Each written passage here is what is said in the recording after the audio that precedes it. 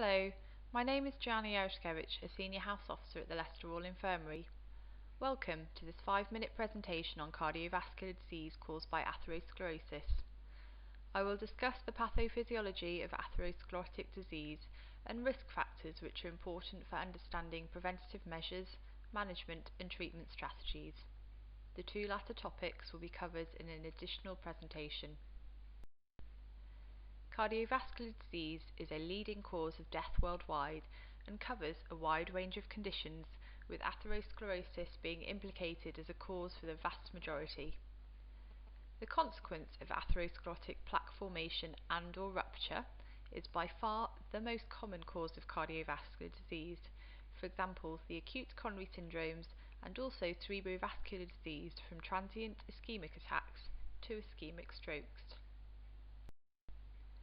This diagram illustrates atherosclerotic development, which can be defined as a complex inflammatory process characterized by lipid and macrophage-rich plaque formation as a consequence of endothelial arterial wall injury.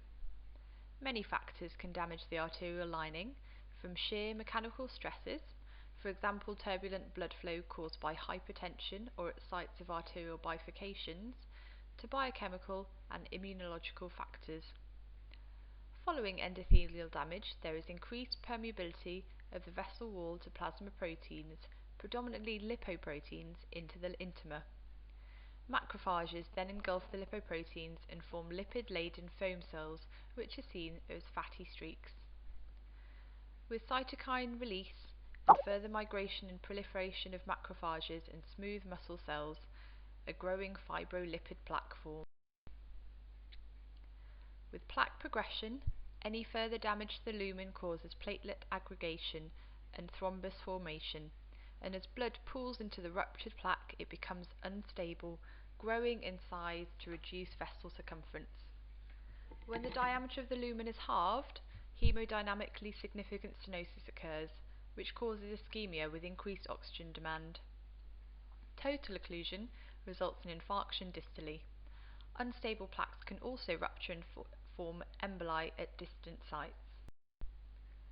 Atherosclerosis is inevitable as we age, and the pathological process occurs in all from early adult life. However, if we recognise the factors that contribute to its development, we can appreciate ways in which to slow progression. The main modifiable risk factors include hypertension, smoking, cholesterol and diabetes, but of course the factors we cannot influence are increasing age, male gender, family history and genetic composition. There are many causes of primary hyperlipidemias which can be defined broadly according to the lipid derangement of combined hyperlipidemias, hypercholesterolemia and hypertriglyceridemias. Non-specific physical manifestations may include xanthelasma. The most common form is familial combined hyperlipidemia, manifesting as high low-density lipoproteins and high triglyceride levels, causing suppression of high-density lipoproteins, leading to increased cardiovascular risk. Primary hypercholesterolemia is an autosomal dominant disorder which can be hetero or homozygous, with the latter presenting with ischemic heart disease in childhood and death occurring in adolescence. The defective gene causes underproduction of LDL cholesterol receptor in the liver, and pathological tendon xanthomas are seen. It is important to be aware of these conditions because understanding their etiology will help direct treatment.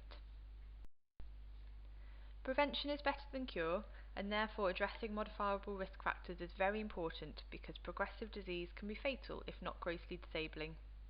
Patient education plays a huge part in this because their understanding of the health implications of their actions may help to influence lifestyle choices and helps reduce risk. Pharmacological interventions such as antihypertensives, antidiabetic medications and lipid-lowering therapy are of course valuable, but lifestyle modifications are often the first-line approach. Encouragement of a low salt, low saturated fat, healthy, well-balanced diet along with exercise can reduce blood pressure, cholesterol and blood sugars. Stopping smoking is one of the best health protective steps overall that patients can take. And specifically, smoking almost doubles the likelihood of having an MI compared to age-matched non-smokers because of the toxic nicotine, tobacco and carbon monoxide, which, as well as causing endothelial injury, increase strain on the heart through mediating adrenaline release. It has to be remembered that stopping smoking can be a very difficult task for patients, and where possible appropriate support should be offered, for example nicotine replacement. In summary, understanding how and why atherosclerosis develops is important in being able to reduce cardiovascular disease risk. For those that have already developed a significant degree of disease, addressing modifiable risk factors is still crucial, but pharmacological management and/or invasive therapies may be required to treat or at least manage cardiovascular disease caused by atherosclerosis.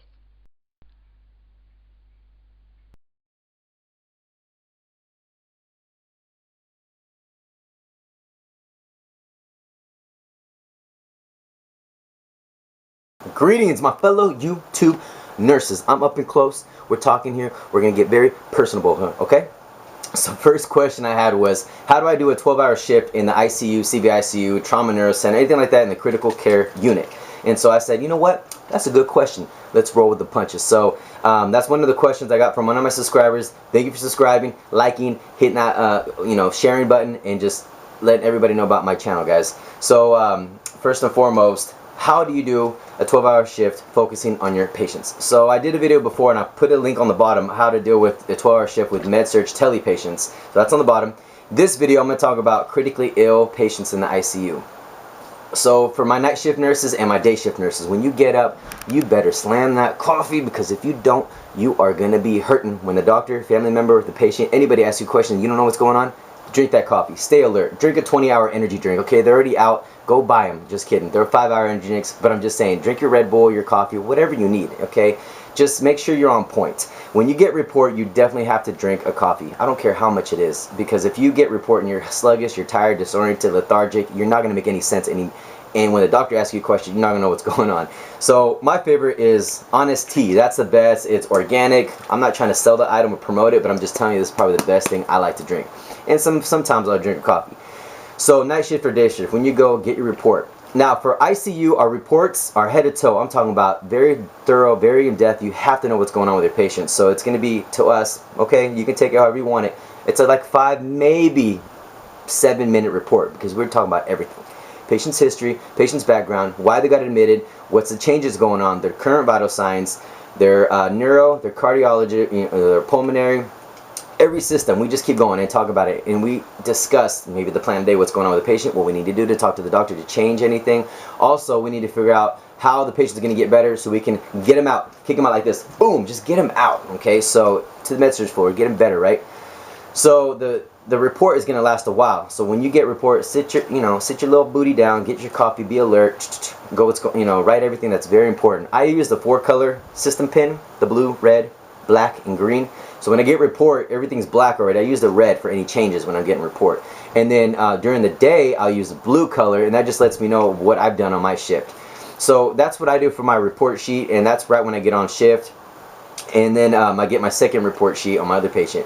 Remember, these patients are critically ill, so you have to know everything, top to bottom. So when you do rounding with a doctor, and they can come at any time, you give them the information, what's going on, what you think we need to do for the patient, and what we may add for the patient care. The doctor will love you for that. So knock out the reports after you drink your coffee, and that's within the first hour. Right after that, go in there, assess what's going on with the patient. If it's cardio, if it's pulmonary, if it's a multi-system, which usually are for ICU patients. You have to know what drips they're on. Make sure you know what the drips. Make sure you're in the right patient's room. And when you're checking all the drips, you make sure they're at the right settings, at the right titration mode, at the per MD order. And then you also see what drugs they're taking, just to make sure if they're on the drips, if they're urinating every 30 minutes, you want to make sure what's the urine output is, 30 mLs or less is when you want to call the doctor. 30 mLs or more is perfect. That's what you want for the patient if it's the lowest. Now the orders are going to be completely different. So when you're going, before you assess the patient, after you get report, definitely go through the orders the last 24 hours. See what's going on with the patient. What have they changed? What have they ordered? What's going on?